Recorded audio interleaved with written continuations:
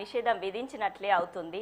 అంటే ఆర్థికంగా ఇంకా చతికిలపడి పాకిస్తాను ఇంకా అక్కడ ధరలు పెరిగిపోయి ఆర్థిక సంక్షోభం ఎక్కువగా చవి చూసేటువంటి అవకాశాలు ఉన్నాయి అంటారా? పాకిస్తాన్ భవిష్యత్తు ఏంటి?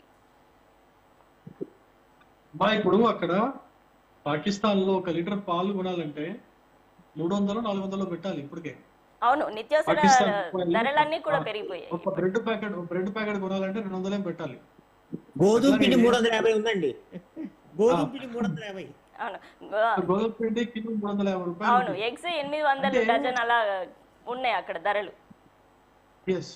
అయితే ఇప్పుడు చూడండి ఎట్లా అవుతుందంటే ఒక దేశం యొక్క పరిస్థితి, దేశ ప్రజలు తిరగబడడానికి ఇవన్నీ కారణాలు చాలా.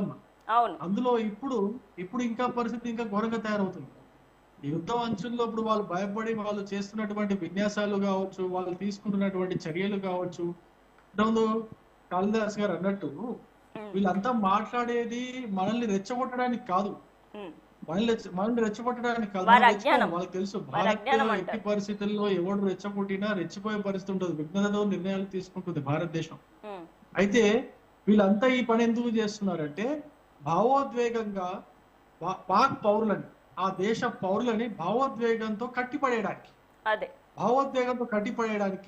తద్వారా వాళ్ళు తిరగబడకుండా చూసుకోవడానికి.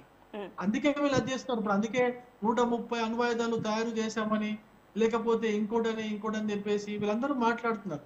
ఆ బిలవల్ భుట్టో కూడా ఏదో పిచ్చోడ్లాగా వాడు మాట్లాడడం, వాడు ఒకడు అఫ్రీదేన్ ఉంటాడు క్రికెటర్, వాడు కూడా ఏదో మీ దేశంలో మీరు చేసుకుంటే మమ్మల్ని ఎందుకు అంటారని చెప్పి అక్కడ ఉన్న పాకిస్తాన్ పౌరులకి ఎంతో కొంత భావోద్వేగంతో వాళ్ళని కట్టిపడేయాలని ఒక ఉద్దేశంతో వాళ్ళు చేస్తున్నారు. వాళ్ళు కాపాడుకోవడానికి చేస్తున్నారు రాజకీయ నాయకులు తప్పితే వాళ్ళు నిజంగా మమ్మల్ని రెచ్చగొడితే మనం రెచ్చిపోము, మనం విఘ్నతతో ఆలోచిస్తాము. ప్లస్ ఏ విధంగా దెబ్బ కొట్టాలో, ఒక సింహం ఒక అడుగు వెనకేసిందంటే దాని అర్థం వెనక్కి పోయినట్టు కాదు, చేయబోయే దాడి ఎంత విపరీతంగా ఉంటుందో ఆ ఒక్క అడుగు వెనక్కి వేయడం ద్వారా మనకు అర్థం చేసుకోవాలి. వాళ్ళు అది తెలుసు కాబట్టి పాకిస్తాన్ భయపడుతుంది. ఆ భయం మనకు చాలా స్పష్టంగా కనిపిస్తాం.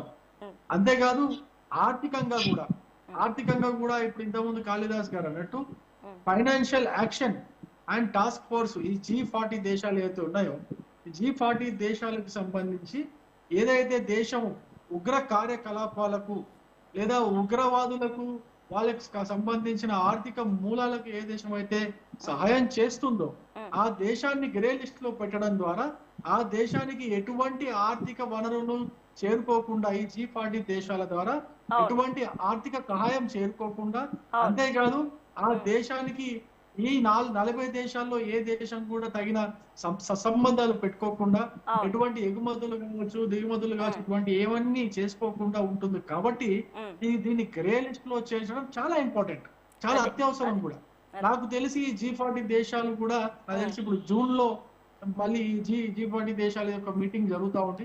ఆ జూన్ లో జరిగేటప్పుడు ఖచ్చితంగా దీనిపైన నిర్ణయం తీసుకుంటారని మనకు చాలా స్పష్టంగా అర్థం అవుతుంది. ఎందుకంటే అన్ని దేశాలు కూడా మనకు అనుకూలంగా ఉన్నాయి. అంతేకాదు అమెరికా నిన్న ఆయన విదేశాంగ మంత్రి నిన్న వచ్చారు, వైస్ ప్రెసిడెంట్ వచ్చాడు. ఆయన కూడా చెప్పారు, ఆయన కూడా ఏం చెప్పింది, ఆయన మన దేశానికి వచ్చి పోయాడు. ఆయన కూడా ఏం చెప్పారంటే భారత్ కి ఉగ్రవాదం పైన పోరులో భారత్ కి మేము 100% మద్దతు ఇస్తాము, దాంట్లో ఎట్టి పరిస్థితుల్లో వేరే ఆలోచన లేదని చెప్పేసి చాలా స్పష్టంగా అమెరికా కూడా చెప్పింది. ట్రంప్ కూడా స్పష్టంగా చెప్పారు. ఇండియా నా ఫేవరెట్ కంట్రీ, మోడీ గారు నాకు మంచి ఫ్రెండ్ లాంటి వారు, ఖచ్చితంగా ఆ దేశానికి ఆపద వస్తే మాకు ఆపద వచ్చినట్టుగా ఫీల్ అవుతాం అని చెప్పేసి ట్రంప్ గారు కూడా చాలా స్పష్టంగా.